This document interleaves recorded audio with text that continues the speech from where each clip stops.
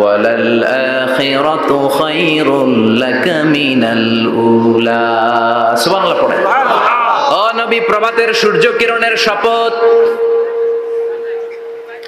নিঝুম নিস্তব্ধ রাত্রিবেলার শপথ, আলো আর অন্ধকারের শপথ করে আমি বললাম, আপনার প্রভু আপনারে ভুলে যায় নাই, আপনার উপর অসন্তুষ্ট হয় নাই। আমি আল্লাহ ইচ্ছা করে ওহী বন্ধ রেখেছি, কারণ ওহীর একটা পাওয়ার আছে। বারবার ওহী রিসিভ করলে আপনার স্নায়ু এটা সহ্য করতে পারবে না, আপনার দেহ এটারে বরদাস্ত করতে পারবে না। নবী, আমি আপনার প্রতি এত রহম দিল, এত ভালোবাসি, বারবার ওহী নিতে নিতে আপনার যে কষ্ট হয়, এই কষ্টটা আমার আল্লাহর সহ্য হয় না। এজন্য আমি আল্লাহ ইচ্ছা করে কিছুদিন ওহী বন্ধ রাখছি। সুবহানাল্লাহ পড়েন। তার মানে এই নয় যে আমি আপনারে ভুলে গিয়েছি, আমি আপনারা ছেড়ে দিয়েছি। আরে নবী, আমি তো আমার নামের সাথে আপনার নামকে জুড়ে দিয়েছি। লা ইলাহা ইল্লাল্লাহ মুহাম্মাদুর রাসূলুল্লাহ। যেখানে আমার আল্লাহর নাম, সেখানে বিশ্ব নবীর নাম আছে না নাই? আজান যখন দেই আল্লাহু আকবারের পরে বিশ্ব নবীর নাম আছে না নাই? একামতে আছে না নাই? আবার আল্লাহর জন্য যখন সালাত আদায় করি, শেষ বৈঠকে বিশ্ব নবীর উপর দুরূদ আছে না নাই? রাফা'না লাকা যিকরাক। ও নবী, আপনার নামকে আমি অনেক উপরে তুলে ধরেছি। আমার নাম যেখানে, আপনার নাম ওইখানে। গোটা বিশ্বব্যাপী আপনার নাম ছড়ায় যাবে। ওরা আপনারে গালি দেয় কবি বলে, ওরা গালি দেয় গণক বলে, ওরা বলে আপনি আফতার, লেস কাটা। আসলে যারা আপনারে গালি দেয় ওরাই লেস কাটা। ওরা আপনারে বলে আপনি নির্বংশ, আপনার ছেলেগুলো বেঁচে নাই, মেয়ে বেঁচে আছে, আপনার নাম নেয়ার কেউ থাকবে না। ওই আবু জাহেল, উতবা, সাইবা, ওদের নাম নেয়ার কেউ থাকবে না। আপনি লেসকাটা নন, আপনি নির্বংশ নন। ইন্না শানিয়াকা, চিল্লায় বলেন ইন্না শানিয়াকা। যারা আপনারা গালি দেয়, যারা আপনারা নিয়ে কটু কথা বলে, ওরাই লেসকাটা, ওরাই নির্বংশ। ওদের বংশকে আমি আল্লাহই নির্বংশ করে ছাড়ি। চিল্লায় বলেন ঠিক কি না? ও নবী, মা ওয়াদ্দাআকা রাব্বুকা ওয়া মা ক্বালা। আপনার রব আপনারে পরিত্যাগ করে নাই, আপনারে ভুলে যায় নাই, আপনারে ছেড়ে দেয় নাই। আপনার রব ইচ্ছা করেই ওহী নাজিল বন্ধ করে রেখেছে। আমি ইচ্ছা করেই আপনারে প্রেসার দিতে চাই নাই গো নবী, কারণ ওহী রিসিভ করা অনেক কঠিন। এটা আস্তে আস্তে আপনি অভ্যস্ত হবেন। সুবহানাল্লাহ পড়ে। ওহীর একটা পাওয়ার আছে না নাই? আমরা তো কি মজায় মজায় কোরআন পাইছি। এই যে কি সুন্দর কোরআন নিয়ে বসে পড়ি, তাফসীর করি, কি মজার কোরআন। আহা, এই কোরআনটা রিসিভ করতে যে বিশ্বনবীর কত কষ্ট হয়েছে। এই কোরআনকে আল্লাহ বলেছেন এটা কাউলান সাকিলা, very heavy and weighty word. এটা অনেক ওজনওয়ালা কথা। ইন্না সানুলকি আলাইকা কাউলান, এটার অনেক ওজন। এই কোরআনটা যদি পাহাড়ের উপর নাজিল করা হতো, পাহাড়গুলো দুমড়ে মুচড়ে ভেঙে টুকরো টুকরো হয়ে খান খান হয়ে যেত। ঠিক কি না?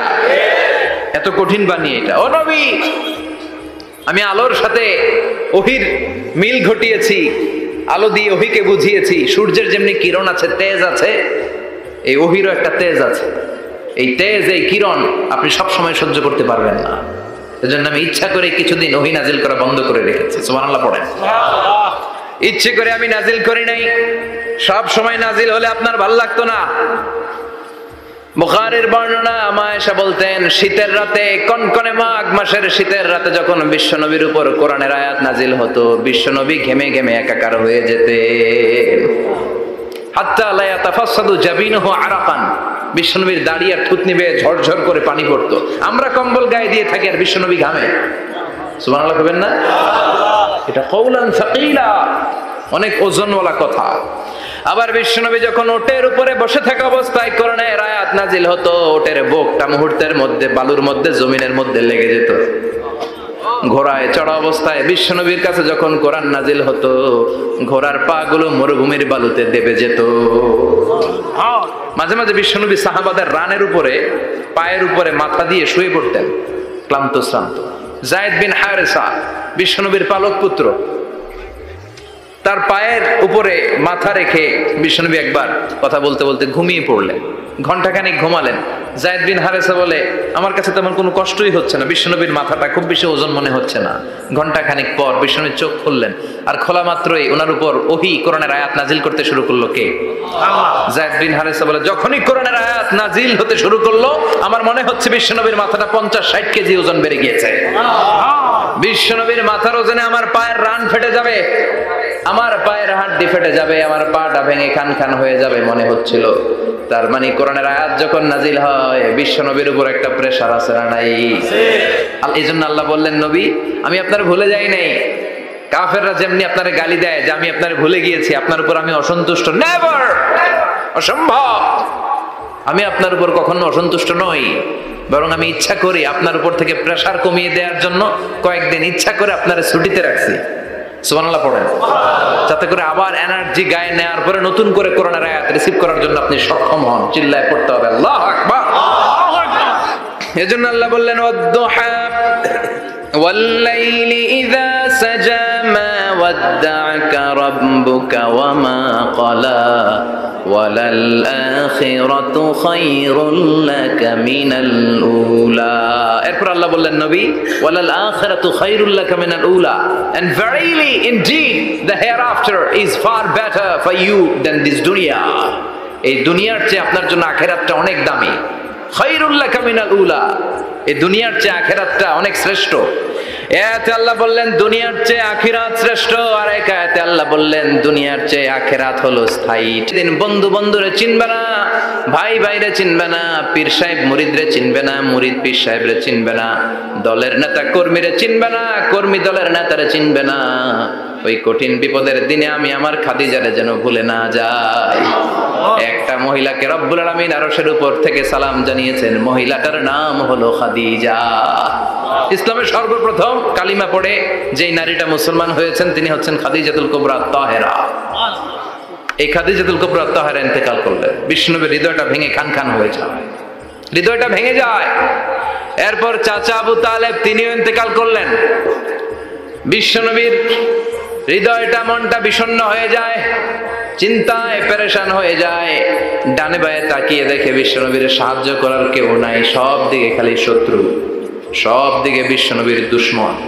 কলিজার টুকরা স্ত্রী বাসায় নাই, শেল্টার দেওয়ার মতো চাচাও নাই। বিশ্বনবীর মনে হয় গোটা দুনিয়ায় যেন তার কেউ নাই। বিশ্বনবী আবার হতাশ হয়ে পড়লেন, কিন্তু বিশ্বনবী যদি হতাশ হয় ওনার মন ভালো করার একজন আছে, তিনি কে? আল্লাহ বললেন, জিব্রাইল যাও, আমার নবীর মন খারাপ, স্ত্রীর বিয়োগে বিশ্বনবী বিষণ্ণ, চাচা চলে গেল, বিশ্বনবীর হৃদয়টা ভেঙে খান খান হয়ে যায়। বিশ্বনবীরে বলো দুনিয়ায় থাকার দরকার নাই, ডেকে আমার আরশে নিয়ে আসো, আমার সাথে কথা বললে বিশ্বনবীর মন ভালো হয়ে যাবে। আমার সাথে কথা বললে নবীর মন ভালো হয়ে যাবে। সুবহানাল্লাহ পড়েন। কি নবী? উনারে ভালো করা, মন ভালো করে দেয় আল্লাহর কাজ।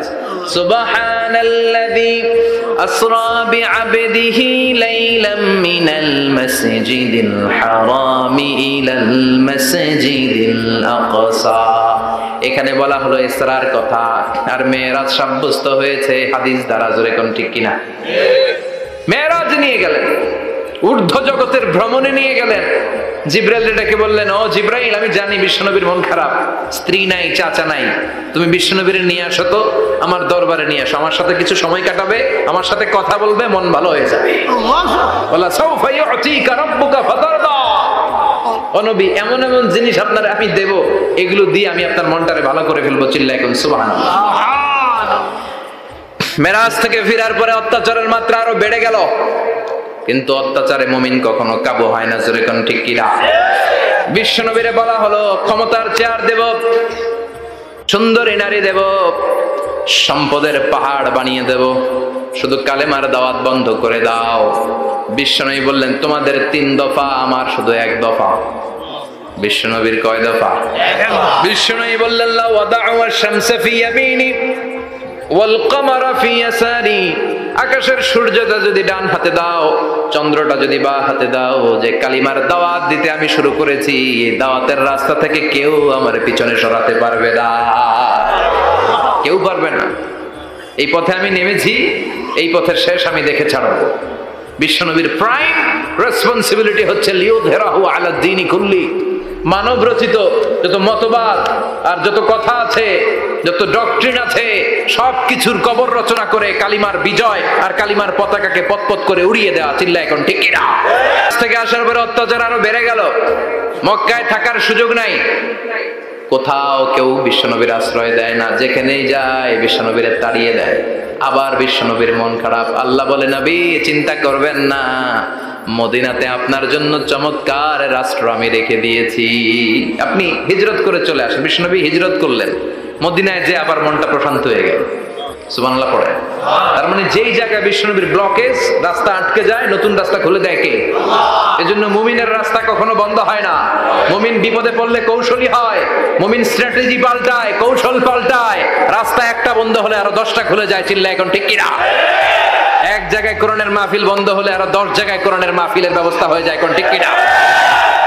ওরা এক জায়গায় ইসলামের আওয়াজকে থামিয়ে দিতে চাইবে, আরো 10 জায়গায় ইসলামের আওয়াজ গর্জে উঠবে। ইসলামের আওয়াজ, ইসলামের বিজয়কে থামিয়ে দেওয়া, স্তব্ধ করে দেওয়া অসম্ভব। চিৎকার করে বলেন ঠিক কিনা? ওরা ইসলামকে মাটির ভেতরে পুঁতে ফেলতে চায়, কিন্তু এটা চারা গাছের মতো, পুঁতে ফেললে গাছ হয়ে উপরে ওঠে, গাছ হয়ে উপরে ওঠে, এটা থামিয়ে দেওয়া যায় না। যারা এটার পিছু লাগে, যারা এটার ক্ষতি করতে চায়, ওদের ক্ষতি আল্লাহ করে। চিল্লায় বলেন ঠিক কিনা? ফাজআল কাইদাহু ফি নাহরে, আল্লাহুম্মা মান আরাদা বিল ইসলামি ওয়াল মুসলিমিনা খায়রান ফাওয়াফিকহু কুল্লা খায়র। চিল্লায় পড়েন আমিন। আল্লাহুম্মা মান আরাদা বিল ইসলামি ওয়াল মুসলিমিনা সুআন ফাজআল কাইদাহু ফি নাহরে ওয়াজআল তাদবীরাহু তাদমীরা। আমিন। ইসলামের বিরুদ্ধে যারা ষড়যন্ত্র করে, ওদের ষড়যন্ত্র ওদের ঘাড়ের উপর আপনি চাপিয়ে দেন। ওরা মুমিনদেরকে ফালানোর জন্য যে গর্ত করে, ওই গর্তের ভেতরে আপনি ওদেরকে ডুবিয়ে দেন। এটাই ইসলামের বৈশিষ্ট্য। ইসলামের পিছু লাগলে ও ইসলামের কিছু করতে পারে না, ও নিজের কপাল পুড়ে ফেলে। ইসলামের বিজয়কে কিয়ামত পর্যন্ত জারি রাখবে কে? ইসলামের আলোকে, বাতিকে কেউ নিভিয়ে দিতে পারে না?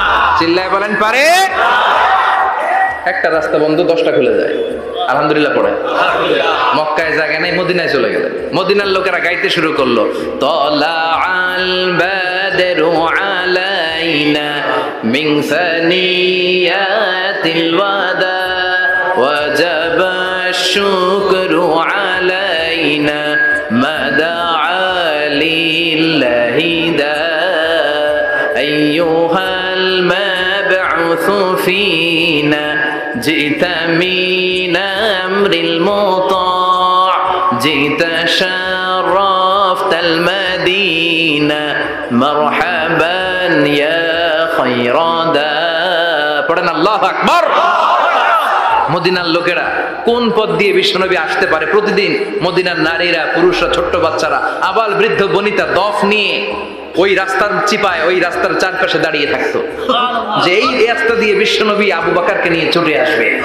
তার মানে হবেন না, হতাশ হবেন না, হাল ছাড়বেন না, ভরসা রাখবেন কার উপর? এটা কোরআনের মোটিভেশনাল সূরা, অনুপ্রেরণাদায়ক। এই দুইটা সূরা অনুপ্রেরণাদায়ক। ফাইন্না মাআল উসরি ইউসরা, আল্লাহ বলেছেন ফাইন্না মাআল উসরি ইউসরা, কষ্টের পরেই আছে সুখ, কষ্টের পরেই আছে সুখ। আমাদের জীবনে সুখ বেশি, কষ্ট কম।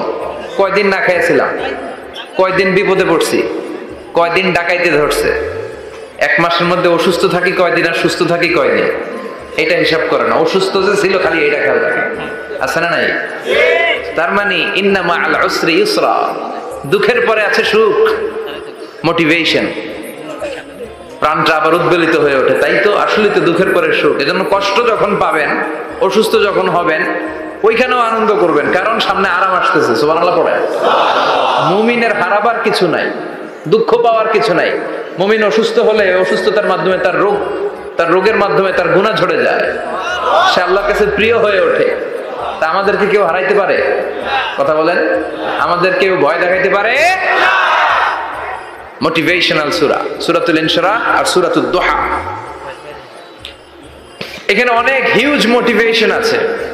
যারা হতাশ, যাদের জীবন ভাল লাগে না, মরে যেতে মনে চায়, গার্লফ্রেন্ড গালি দিছে, আছে না নাই?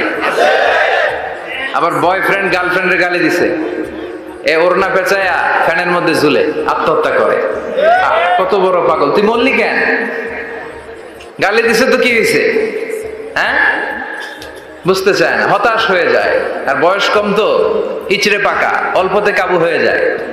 এই সূরাগুলো পড়ে না। এখানে আশার বাণী আছে। মুমিনরা নিরাশ হয়, হতাশ হয়, হাল ছাড়ে নাকি ভরসা রাখে? কার উপর ভরসা? কার উপর? না নৌকার উপর? ধানের শীষ নাঙ্গল, হাত পাখা, দাড়িপাল্লা, ভরসা থাকবে একজনের উপর। চিল্লায় বলেন তিনি কে? Never be sad, never lose hope. Every time you feel like you cannot go, you feel so lost that you are so alone. Don't despair and never lose hope, 'cause Allah is always by your side. Inshallah, inshallah, inshallah, you'll find your way. Inshallah, inshallah, inshallah, you'll find your way. Every time you feel like you cannot go on, you feel so lost that you are so alone. Don't despair and never lose hope, 'cause Allah is always by your side. Inshallah, inshallah, inshallah, you'll find a way. Inshallah, inshallah, inshallah, you'll find a way. ঠিক কি না? কি সুন্দর nasheed. Never lose hope, you will find your way. তুমি তোমার পথ খুঁজে পাবে। আমাদেরকে পথ দেখায় কে? আল্লাহ। এজন্য সূরাতুদ দুহার কেন্দ্রীয় আলোচ্য বিষয় হচ্ছে হতাশ হওয়া যাবে না, নিরাশ হওয়া যাবে না, হাল ছাড়া যাবে না, ভরসা রাখতে হবে একজনের উপর। চিৎকার করে বলেন তিনি কে? হতাশ যারা, ফ্রাস্ট্রেটেড আপসেট পিপল, তাদের জন্য, হতাশ ব্যক্তিদের জন্য এই সূরাটা একটা আলোকবর্তিকা, একটা আলোর মশাল। এই সূরাটা পড়লেই হতাশ ব্যক্তিরা মনে শান্তি পায়, আশা ফিরে পায়, দিক ফিরে পায়। ঠিক কিনা? এই সূরাটা নাজিল হওয়ার একটা ব্যাকগ্রাউন্ড আছে, শুনবেন? বিষ্ণু ঈসা ইসলামের কাছে যখন ওহী নাজিল হতে শুরু করলো, বিষ্ণু ঈসা ইসলাম ওহীর কথাগুলো পৌঁছে দিতে লাগলেন। যাই নাজিল হতো বিষ্ণুনবী পৌঁছে দিতেন। বিশ্বনবী সাহাবাদের কাছে শেয়ার করে দিতেন, যেটাই নাজিল হতো তিনি পৌঁছে দিতেন, যেটাই, কারণ আল্লাহর আদেশ, ইয়া আইয়ুহার রাসূল বাল্লিগ মা উনজিলা ইলাইক। ও নবী, আপনার কাছে আমি ওহী থেকে যা নাজিল করি সব পৌঁছে দেন, একটাও গোপন করা যাবে না। আল্লাহর কাছ থেকে বিশ্বনবী যে সমস্ত মেসেজ, ইনফরমেশন, তথ্য, রেভেলেশন ওহী পেয়েছে, একটাও কি বিশ্বনবী গোপন করেছে? সব প্রকাশ করে গিয়েছে, সব শেয়ার করে গিয়েছে। বিশ্বনবী শেয়ার করতে লাগলেন। সকালে যা নাজিল হয় শেয়ার করেন, দুপুরে নাজিল হয় শেয়ার করেন, রাতে নাজিল হয় শেয়ার করেন, শেয়ার করতে লাগলেন। কিন্তু কি অবাক করা কাণ্ড, হঠাৎ করে এই ওহী আসার ধারাবাহিকতা আল্লাহ বন্ধ করে দিলেন। ওহী আর আসে না, আকাশ থেকে নতুন তথ্য আর নামে না। ঘটনা কি? ওহী আসে না কেন? তথ্য আসে না কেন? জিব্রাইল আসে না কেন? কোন বর্ণনা এসেছে 15 দিন, কোন বর্ণনা 1 মাস, 3 মাস, এমনকি 6 মাস পর্যন্ত বর্ণনা পাওয়া যায় যে বিশ্বনবীর কাছে 6 মাস ওহী আসে নাই। বিশ্বনবী তো অবাক, ঘটনা কি? ওহী নামে না কেন? আর ওহী না আসলে তো বিশ্বনবী শেয়ার করতে পারে না। এতদিন যা আসতো বলে বেড়াতো, এখন আসেও না, বলতেও পারে না। কাফির মুশরিকরা বিশ্বনবীর গালি দিতে শুরু করলো, মুহাম্মদের রব মুহাম্মদের ভুইলা গেছে, মুহাম্মদের আল্লাহ মুহাম্মদের ছেড়ে দিয়েছে। বিশ্বনবীর চাচি আবু লাহাবের স্ত্রী উম্মে জামিল বলতে শুরু করলো, কি মুহাম্মদ, তোমার শয়তানটা তোমার কাছে আসে না? না, শয়তান দ্বারা তিনি জিব্রাইলকে বুঝিয়েছেন যে তোমার জিব্রাইল তোমার কাছে আসে না। এভাবে সবাই গালমন্দ করতে শুরু করলো যে মুহাম্মদের আল্লাহ মুহাম্মদকে ভুলে গিয়েছে। বিষ্ণু ঈসা ইসলাম নিজেও হতাশ হয়ে গেলেন। কি রে, ওহী আসে না কেন? আমার কোনো ভুল হচ্ছে না তো? আমার কোনো অপরাধ হয়ে গেল না তো? আল্লাহ কি আমার উপর অসন্তুষ্ট হয়েছেন? আল্লাহ কি আসলেই আমারে ভুলে গেছেন? আল্লাহ কি আমাকে ত্যাগ করেছেন? তিনি কি আমার উপর রেগে আছেন? আমরাও মাঝে মাঝে এরকম হতাশ হয়ে পড়ি। এরকম হতাশ লোক আছে না নাই? কিরে, আমার দোয়া কবুল হয় না কেন? আল্লাহ আমার ডাকে সাড়া দেয় না কেন? আমার জীবনে এত দুঃখ কেন? আমার জীবনে তো ভালো কিছু হয় না, খালি সব কষ্ট আমার কেন?